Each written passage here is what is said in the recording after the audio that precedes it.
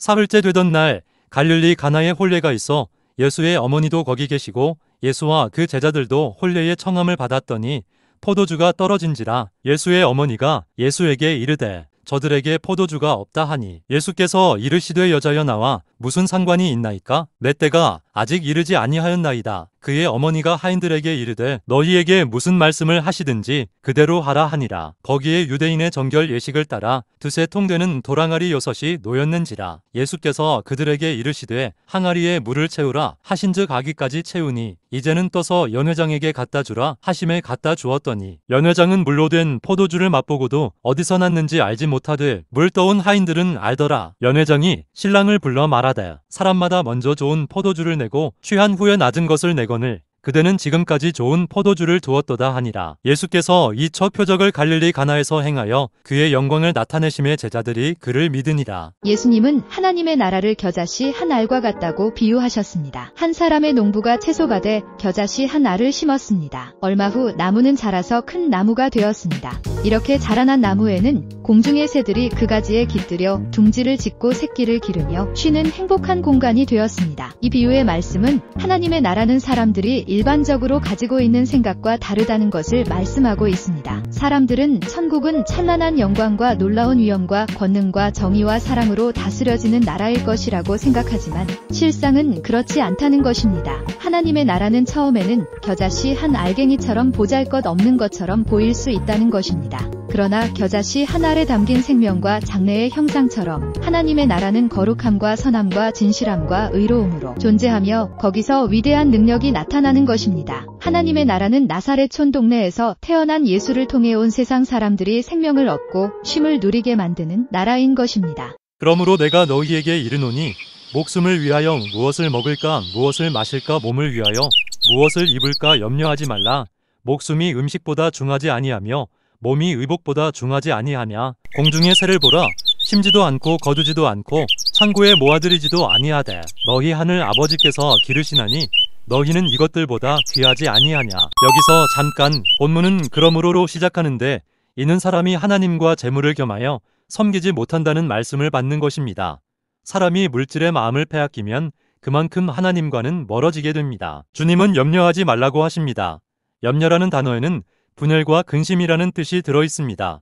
염려는 마음을 산란하게 하고 믿음을 병들게 하는 종양과 같습니다. 그러므로 공중의 새를 보면서 만물을 주관하시는 하나님 아버지께 모든 염려를 맡긴다면 믿음을 지키고 평안을 누릴 수 있습니다. 예수님께서 천국을 비유로 말씀하시기에 천국은 마치 바다에 치고 각종 물고기를 모는 그물과 같으니 그물에 가득함에 물가로 풀어내고 앉아서 좋은 것은 그릇에 담고 못된 것은 내버리느니라. 세상 끝에도 이러하리라. 천사들이 와서 의인 중에서 악인을 갈라내어 풀로 불에 던져 넣으리니 거기서 울며 이를 갈리라. 여기서 잠깐 그물에 잡힌 고기라도 먹을 수 있는 것과 먹을 수 없는 것이 있습니다. 예를 들어 보거는 독이 있어 특별한 조리법이 필요하며 방준치는 가시가 많아 먹기 힘듭니다. 또한 레위기 11장에서는 지느러미와 비늘이 없는 물고기는 먹지 말라고 규정하고 있습니다. 따라서 뱀장어, 곰장어, 문어, 오징어 등은 먹을 수 없는 물고기로 분류됩니다. 마찬가지로 교인이라고 모두가 천국에 들어가는 것이 아닙니다. 하나님의 심판은 신자와 불신자를 나누고 교인 중에서도 알곡과 쭉정이를 나누사 쭉정이는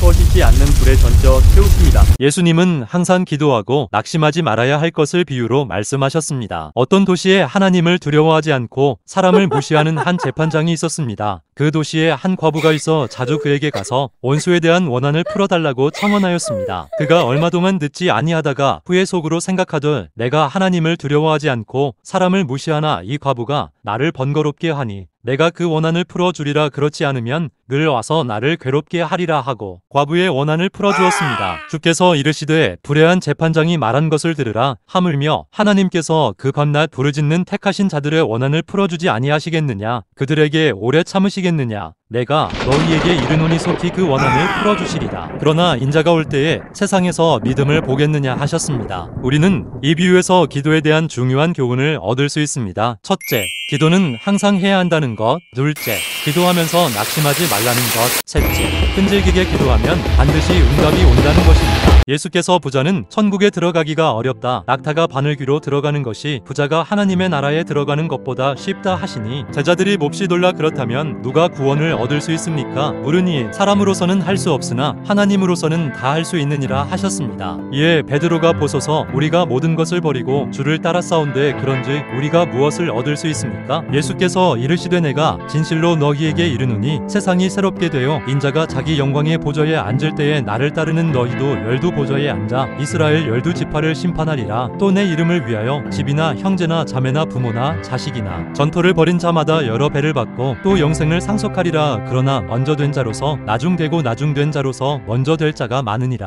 여기서 잠깐 당시 부는 하나님의 축복으로 인식되었기에 예수님의 바늘귀 비유는 부자들은 물론이고 제자들까지도 충격에 빠뜨렸습니다. 이 말씀은 재물뿐 아니라 세상적인 것을 많이 소유한 자일수록 천국을 소유하기가 어렵다는 것으로 해석됩니다. 그 후에 제자들에게 이르시되 유대로 다시 가자 하시니 제자들이 말하되 랍비여 방금도 유대인들이 돌로 치려 하였는데 또 그리로 가시려 하나이까? 예수께서 대답하시되 낮이 12시간이 아니냐? 사람이 낮에 다니면 이 세상의 빛을 보므로 실족하지 아니하고 밤에 다니면 빛이 그 사람 안에 없는 고로 실족하느니라. 여기서 잠깐 낮의 빛 가운데서 다니면 실족하지 않는 것처럼 참 빛이신 예수 그리스도를 모시고 그분의 은혜 아래서 살아가면 죄로 말미암아 실족하지 않습니다. 예수님께서 성전에 들어가 가르치실 때 대제사장과 백성의 장로들이 나오니 이르시되 너희 생각에는 어떠하냐? 어떤 사람에게 두 아들이 있는데 맏아들에게 가서 아들아 오늘 포도원에 가서 일하라 하니 대답하되 아버지 가겠나이다 하더니 가지 아니하고 둘째 아들에게 가서 또 그와 같이 말하니 실소이다 하였다가 그 후에 뉘우치고 갔으니 그 둘 중에 누가 아버지의 뜻대로 하였느냐? 이르되 둘째 아들이니이다. 예수께서 그들에게 이르시되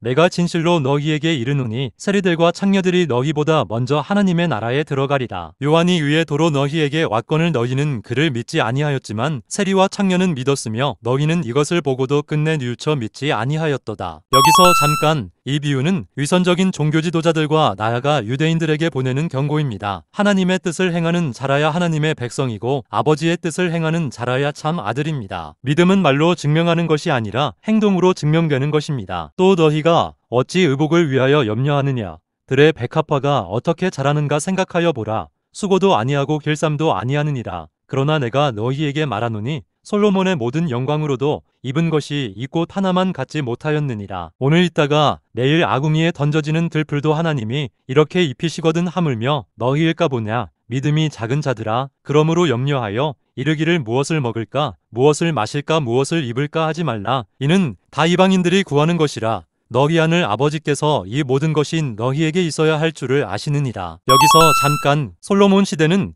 이스라엘 역사의 최전성기로 성전과 왕궁을 건설하고 외국과의 무역을 통해 금근, 보석, 향료, 말, 전차 등이 풍부하였으며 700명의 후궁과 300명의 첩을 거느렸습니다. 그러나 주님은 이러한 영광이 들의 백합화보다 못하다고 하시며 염려하지 말라고 하십니다. 주님은 성도들의 보호자시며 공급자이십니다. 예수께서 하나님의 나라에 대해 비유하시길 하나님의 나라는 사람이 씨를 땅에 뿌림과 같으니 그가 밤낮 자고 깨고 하는 중에 씨가 나서 자라되 어떻게 그리 되는지를 알지 못하느니라. 땅이 스스로 열매를 맺되 처음에는 학이요 다음에는 이삭이요 그 다음에는 이삭의 충실한 곡식이라. 열매가 익으면 곧 낫을 대나니 이는 초수 때가 이르렀습니다. 여기서 잠깐 몰래 자라나는 씨의 비유는 마가복음에만 기록되어 있는 비유로 비유의 뜻은 씨앗을 뿌리면 자연히 추수할 때가 오듯이 예수 그리스도를 통해 선포된 하나님의 나라도 때가 되면 반드시 영광스럽게 나타난다는 것을 강조하고 있습니다. 일반적으로 일자리를 구하는 사람은 그 일에 따르는 보상을 먼저 생각하고 자기의 기준에 부합해야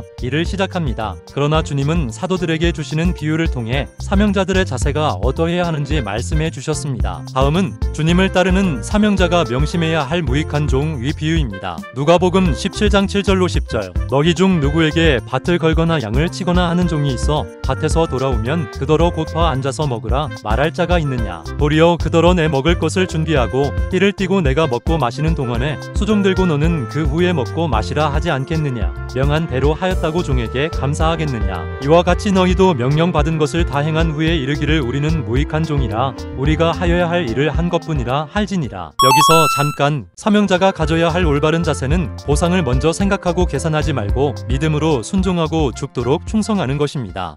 한 사람이 여느 때와 같이 밭을 일구고 있었습니다. 쟁기질을 하고 씨를 뿌리고 곡식을 가꿨습니다.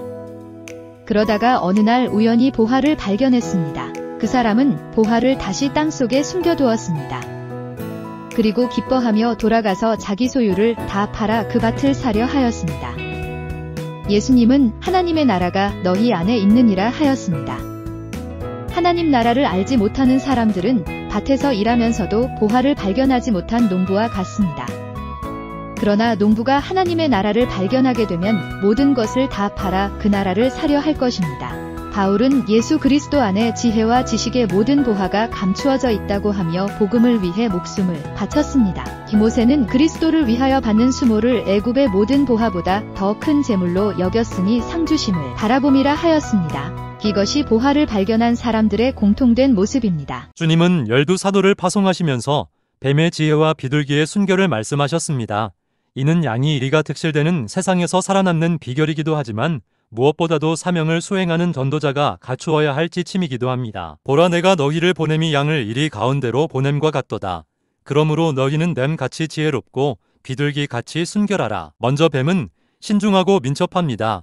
뱀이 먹이를 사냥할 때는 조심스럽게 접근하고 신중을 기합니다.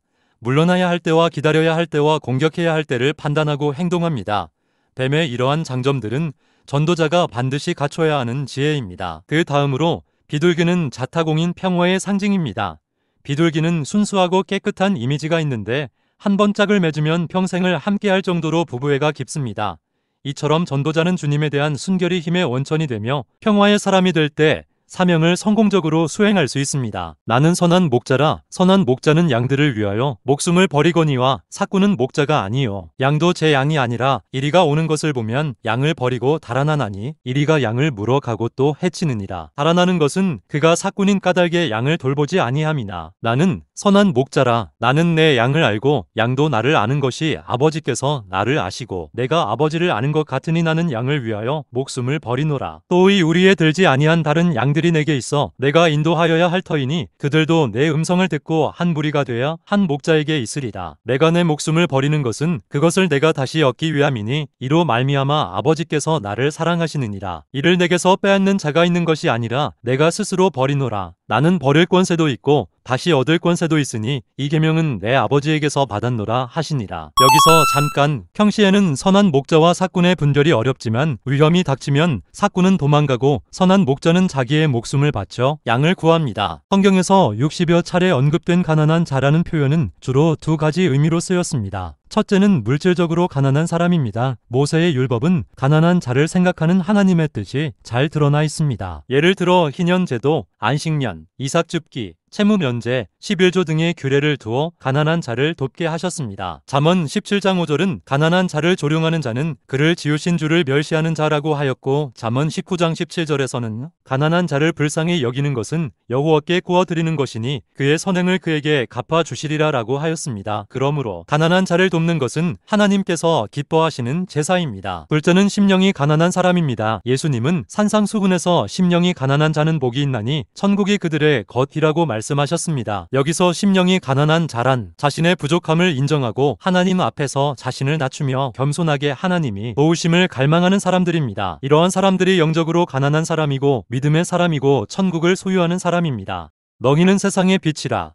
산 위의 동리가 숨겨지지 못할 것이요 사람이 등불을 켜서 말 아래에 두지 아니하고 등경 위에 두나니 이러므로 집안 모든 사람에게 비치느니라. 이같이 너희 빛을 사람 앞에 비치게 하여 그들로 너희 착한 행실을 보고 하늘에 계신 너희 아버지께 영광을 돌리게 하라. 성경에서 빛과 어두움은 대조적으로 쓰이고 있으며 빛은 하나님을 아는 참지식과 모든 착함과 진실함과 소망과 기쁨과 행복과 은혜 등을 의미하고 어두움은 빛에 상반된 개념으로 두려움과 무서움과 악함과 슬픔과 절망과 부패 등을 의미합니다. 주님은 빛이시고 어두운 세상에 참 빛으로 오셨으며 신자들에게 빛의 사명을 주셨습니다. 그러므로 신자들은 착하고 의로운 행실로 사람들의 등불이 되어야 합니다. 신자들이 선한 영향력을 나타낼 때 세상은 아름답게 변하고 하나님은 영광을 받으시게 될 것입니다. 너희는 세상의 소금이니 소금이 만일 그 맛을 잃으면 무엇으로 짜게 하리요? 후에는 아무 쓸데 없어 다만 밖에 버려져 사람에게 밟힐 뿐이니라. 소금의 짠맛은 요리의 맛을 내고 부패를 방지하고 저장 기능을 향상시켜 줍니다. 소금은 상처를 소독하고 전해질 균형을 유지하는 의료적인 용도로도 쓰이고 피부의 각질을 제거하거나 기름때 제거와 냄새 제거 등 천연 청소제로 사용되니 소금은 시대를 막론하고 다양한 용도로 중요시되었습니다. 또한 소금은 반짝이는 흰색과 순수성으로 인해 순결의 표상으로 여겨졌고 소금이 가지고 있는 불변의 성질은 신뢰의 상징으로 여겨졌습니다. 주님은 신자를 세상의 소금으로 말씀하셨습니다. 이는 신자의 사명과 역할의 중요성을 강조하신 말씀입니다. 반면에 신자들이 소금의 역할과 사명을 다하지 못한다면 결국 사람들에게 경멸과 조소의 대상이 될 것입니다. 예수님은 씨 뿌리는 자의 비유를 통하여 4가지 다른 마음 상태를 설명하셨습니다. 첫째, 길가밭에 씨가 떨어짐에 새들이 와서 먹어버렸습니다. 이 마음은 아무나 천국 말씀을 듣고 깨닫지 못할 때에는 마귀가 와서 믿어 구원을 얻지 못하게 하려고 말씀을 그 마음에서 빼앗는 것입니다. 이 둘째, 돌밭에 씨가 떨어짐에 흙이 얕아 뿌리가 없으므로 해가 돋은 후에 말라버렸습니다. 이 마음은 말씀을 듣고 즉시 기쁨으로 받았지만 뿌리가 없어 잠시 견디다가 말씀으로 말미암아 시련을 당할 때 배반하는 사람입니다.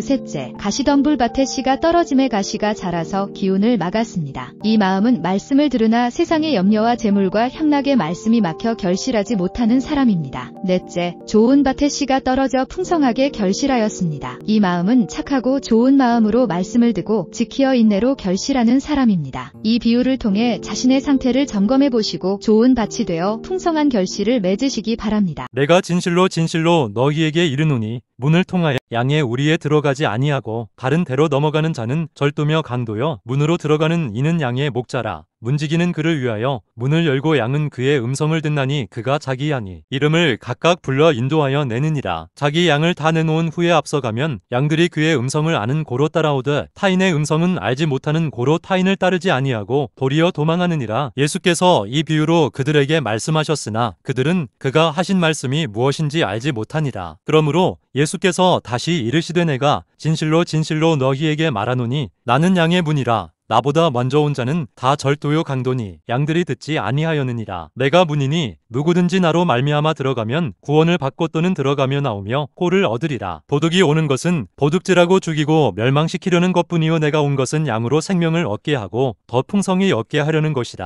여기서 잠깐 예수님 한 분 외에는 구원자가 없습니다. 무리 중에 한 사람이 이르되 선생님 내 형을 명하여 유산을 나와 나누게 하소서 하니 이르시되 이 사람아 누가 나를 너희의 재판장이나 물건 나누는 자로 세웠느냐 하시고 그들에게 이르시되 삼가 모든 탐심을 물리치라. 사람의 생명이 그 소유에 넉넉한데 있지 아니하니라 하시고 또 비유로 그들에게 말하여 이르시되 한 부자가 그 밭에 소출이 풍성함에 심중에 생각하여 이르되 내가 곡식 쌓아둘 곳이 없으니 어찌할까 하고 또 이르되 내가 이렇게 하리라. 내 곳간을 헐고 더 크게 짓고 내 모든 곡식과 물건을 거기 쌓아두리라. 또 내가 내 영혼에게 이르되 영혼아 여러 해 쓸 물건을 많이 쌓아두었으니 평안히 쉬고 먹고 마시고 즐거워하자 하리라 하되 하나님은 이르시되 어리석은 자여 오늘 밤에 내 영혼을 도로 찾으리니 그러면 내 준비한 것이 누구의 것이 되겠느냐 하셨으니 자기를 위하여 재물을 쌓아두고 하나님께 대하여 부유하지 못한 자가 이와 같으니라. 여기서 잠깐 재물은 영혼을 살 수 없으며 행복은 재물에서 나는 것이 아닙니다. 재물을 맡기신 하나님의 뜻을 생각하고 재물을 선용하는 지혜를 가져야 합니다. 사람들이 예수께서 만져 주심을 바라고 어린아이들을 데리고 오매 제자들이 꾸짖거늘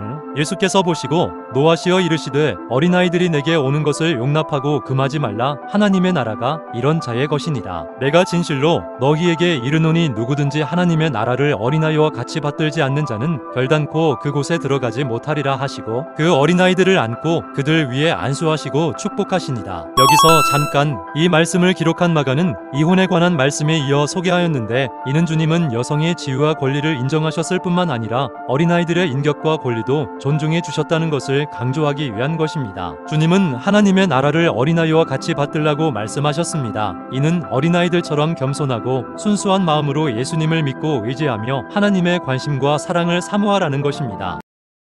신랑을 기다리는 10명의 처녀들이 있었습니다. 그 중에 5은 미련하고 5은 슬기로웠습니다. 그들은 각각 등불을 가지고 있었습니다. 밤이 깊어지고 신랑이 더디오자 10명의 처녀들은 다 졸며 잤습니다. 마침내 밤중에 신랑이 도착했습니다. 보라 신랑이로다 맞으러 나오라. 슬기로운 처녀들은 등불을 들고 신랑을 맞이하여 신랑과 함께 혼인잔치에 들어가고 문은 닫혔습니다.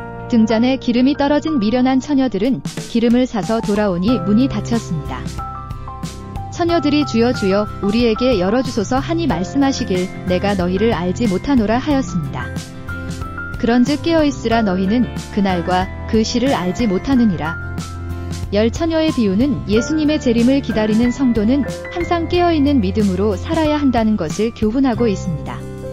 예수께서 비유로 말씀하셨습니다. 한 사람이 포도원에 무화과나무를 심은 것이 있더니 와서 그 열매를 구하였으나 얻지 못한지라. 포도원지기에게 이르되 내가 3년을 와서 이 무화과나무에게서 열매를 구하였으되 얻지 못하니 찍어버리라. 어찌 땅만 버리게 하겠느냐. 대답하여 이르되 주인이여 금년에도 그대로 두소서. 내가 두루 파고 거름을 줄이니 이후에 만일 열매가 열면 좋거니와 그렇지 않으면 찍어버리소서 하였다 하시니라. 여기서 잠깐 본문은 열매 맺지 못하는 무화과나무를 위해 은혜를 베푸는 포도원지기의 모습을 볼 수 있습니다. 주인의 말대로 찍어버리면 편할 일이지만 포도원지기는 더 많이 희생하고 정성을 쏟겠다고 합니다. 이것이 십자가 정신이고 진정한 사랑입니다. 어떤 여자가 10드라크마가 있는데 하나를 잃으면 등불을 켜고 집을 쓸며 찾아내기까지 부지런히 찾지 아니하겠느냐. 또 찾아낸즉 벗과 이웃을 불러 모으고 말하되 나와 함께 즐기자. 잃은 드라크마를 찾아내온노라 하리라. 내가 너희에게 이르노니 이와 같이 죄인 한 사람이 회개하면 하나님의 사자들 앞에 기쁨이 되느니라. 여기서 잠깐 드라크마는 헬라의 은전으로 로마의 데나리온에 해당합니다. 당시 팔레스틴에서 혼인한 여인은 은사슬에 10개의 은전을 끈 머리 장식을 하였다고 합니다. 그러므로 여인이 어둠 속에서 잃어버린 한 개의 드라크마는 단순히 은전 하나의 개념이 아닙니다. 여인의 신분을 증명해주는 혼인의 증표를 잃어버린 것입니다. 그렇기 때문에 등불을 켜고 찾을 때까지 찾는 것이고 그것을 찾았을 때의 기쁨은 그 무엇과도 비교할 수 없는 것입니다. 예수께서 이 세대에 대하여 비유하셨습니다. 아이들이 장터에 앉아 제 동물을 불러 이르되 우리가 너희를 향하여 피리를 불어도 너희가 춤추지 아니하고 우리가 슬피 울어도 너희가 가슴을 치지 아니하였다 함과 같으니라. 요한이 와서 먹지도 않고 마시지도 아니하매 그들이 말하기를 귀신이 들렸다 하더니 인자는 와서 먹고 마심에 말하기를 보라 먹기를 탐하고 포도주를 즐기는 사람이여 세리와 죄인의 친구로다 하니 지혜는 그 행한 일로 인하여 옳다 함을 얻느니라. 우리는 여기서 듣지 않으려는 당시 세대 사람들의 모습을 볼 수가 있습니다. 요한은 철저히 금욕 생활을 하는 선지자였지만 그들은 귀신 들린 미치광이 취급을 하며 배척하더니 예수님이 오셔서 율법에 얽매이지 않고 천국 복음을 전하시자 이번에는 방탕한 이단자로 취급하고 거부하였던 것입니다. 그러나 하나님의 지혜가 옳다는 것은 많고 불변의 진리니 들을 귀가 있는 자가 복된 사람입니다. 예수님이 시장하실 때에 한 무화과 나무를 보시고 혹 그 나무에서 열매를 얻을까 하여 가셨더니 잎사귀 외에는 아무것도 없었습니다. 이에 이제부터 영원토록 사람이 내게서 열매를 따 먹지 못하리라 하시니 무화과 나무가 곧 말랐습니다. 제자들이 기이하게 여겨 예수님께 물으니 예수께서 하나님을 믿으라 하시고 내가 진실로 너희에게 이르노니 누구든지 이 산더러 들리어 바다에 던져지라 하며 그 말하는 것이 이루어질 줄 믿고 마음에 의심하지 아니하면 그대로 되리라. 그러므로 내가 너희에게 말하노니 무엇이든지 기도하고 구하는 것은 받은 줄로 믿으라. 그리하면 너희에게 그대로 되리라. 여기서 잠깐 오늘의 교훈은 첫째, 믿고 의심하지 않으면 그대로 된다. 둘째, 기도하고 구하는 것을 받은 줄로 믿으면 그대로 된다. 셋째, 열매가 없는 믿음의 최후는 저주와 멸망뿐이다. 이는 이스라엘의 종교적인 외식과 허식을 비유한 것입니다. 이스라엘은 결국 로마에 의해 멸망하여 2000년간 버돌이 생활을 하였습니다. 그러므로 반드시 열매 맺는 신자가 되어야 합니다. 좁은 문으로 들어가라. 멸망으로 인도하는 문은 크고 그 길이 넓어 그리로 들어가는 자가 많고 생명으로 인도하는 문은 좁고 길이 협착하여 찾는 자가 적음이라. 여기서 잠깐 넓은 문은 인간의 본성이 추구하는 길로 다수가 가는 길이고 멸망의 길입니다. 반면에 좁은 문은 그리스도를 따라가는 길로 믿음의 길이고 거룩함을 추구하는 생명의 길입니다. 나는 참포도나무여 내 아버지는 농부라. 물은 내게 붙어있어 열매를 맺지 아니하는 가지는 아버지께서 그것을 제거해 버리시고 무릇 열매를 맺는 가지는 더 열매를 맺게 하려 하여 그것을 깨끗하게 하시느니라. 여기서 잠깐 구약 성경에서 포도나무는 이스라엘 민족을 상징합니다. 그러나 농부이신 하나님은 열매 맺지 못하는 이스라엘 민족, 땅만 버리는 악한 포도나무를 제거해 버리시고 대신 참포도나무를 새롭게 심으셨습니다. 그분이 바로 예수님입니다. 이는 옛 시대는 과거 예수님이 중심이 되는 새로운 시대 즉 새 언약의 시대이자 영적인 이스라엘의 시대의 도래인 것입니다. 주께서 깨어있는 종의 비유를 하시니 베드로가 여짜오되 주께서 이 비유를 우리에게 하심이니이까 모든 사람에게 하심이니이까 물었습니다. 주께서 이르시되 지혜 있고 진실한 청지기가 되어 주인에게 그 집 종들을 맡아 때를 따라 양식을 나누어 줄 자가 누구냐? 주인이 이를 때에 그 종이 그렇게 하는 것을 보면 그 종은 복이 있으리로다. 내가 참으로 너희에게 이르노니 주인이 그 모든 소유를 그에게 맡기리라. 만일 그 종이 마음에 생각하기를 주인이 더디 오리라 하여 남녀 종들을 때리며 먹고 마시고 취하게 되면 생각지 않은 날 알지 못하는 시각에 그 종의 주인이 이르러 엄히 때리고 신실하지 아니한 자에 받는 벌에 처하리니 주인의 뜻을 알고도 준비하지 아니하고 그 뜻대로 행하지 아니한 종은 많이 맞을 것이요 알지 못하고 맞을 일을 행한 종은 적게 맞으리라. 무릇 많이 받은 자에게는 많이 요구할 것이요 많이 맡은 자에게는 많이 달라 할 것이니라. 여기서 잠깐 청지기 비유는 하나님 나라를 구하라는 비유와 깨어있는 종이 되라는 연속된 비유에 관하여 베드로가 누구에게 하심입니까? 물음에 대한 답변입니다. 예수께서 이르시되 내가 하나님의 나라를 무엇으로 비교할까? 마치 여자가 가로서 말 속에 갖다 넣어 전부 부풀 게 한 누룩과 같으니라 하셨더라. 여기서 잠깐 누룩은 빵을 만들 때 밀가루 반죽을 부풀게 하기 위하여 넣는 효소입니다. 여기서 누룩은 하나님 나라의 내적인 성장을 상징하고 있습니다. 적은 누룩이 소리 없이 밀가루 반죽 전체를 부풀게 하는 것처럼 지구촌 한 구석 예루살렘에서부터 시작된 예수 그리스도의 복음은 온 유대와 사마리아와 땅끝까지 확산되어 나가는 것입니다. 허리띠를 띠고 등불을 켜고 서 있으라. 너희는 마치 그 주인이 혼인집에서 돌아와 문을 두드리면 곧 열어주려고 기다리는 사람과 같이 되라. 주인이 와서 깨어있는 것을 보면 그 종들은 복이 있으리로다. 내가 진실로 너희에게 이르노니 주인이 띠를 띠고 그 종들을 자리에 앉히고 나와 수종들리라. 주인이 혹 2경이나 혹 3경에 이르러서도 종들이 그같이 하고 있는 것을 보면 그 종들은 복이 있으리로다. 너희도 아는 바니 집 주인이 만일 도둑이 어느 때에 이를 줄 알았더라면 그 집을 뚫지 못하게 하였으리라. 그러므로 너희도 준비하고 있으라. 생각지 않은 때에 인자가 오리라 하시니라. 여기서 잠깐 유대의 결혼식은 밤에 거행하였기 때문에 손님들이 자기 집으로 돌아가는 시간은 한밤중이 됩니다. 그렇기 때문에 충성된 종들은 등불을 켜고 언제 올지도 모르는 주인을 맞이하기 위해 졸음을 이기고 준비된 자세로 기다리고 있는 것입니다.